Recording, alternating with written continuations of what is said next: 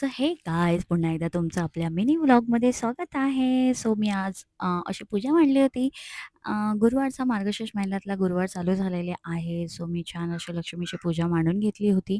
त्यानंतर बाबूचं एक छोटंसं पार्सल आलं होतं Mishoचं. सो त्याचे कपडे काही ऑर्डर केले होते. सो ते घ्यायला गेली. नंतर मी डायरेक्ट संध्याकाळचं रुटीन तुमच्यासोबत शेअर करते आहे. मी असं छान चाय पीत होती. जेवण करता करताच बाबूला आमच्या भूक लागते. सो त्याला दिली पापडी खायला. तसा छान पापडी खात होता. एका साईडला डाळीची फोडणी दिली होती.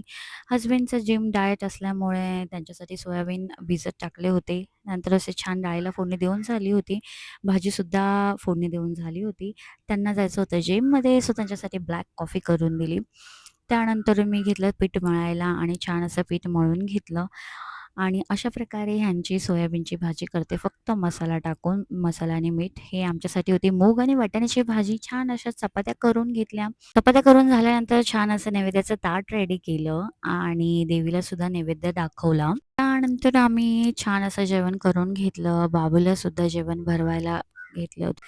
सो अशा प्रकारे आपला आजचा दिवस संपलेला आहे. पुन्हा भेटू नेक्स्ट व्हिडिओमध्ये. बाय.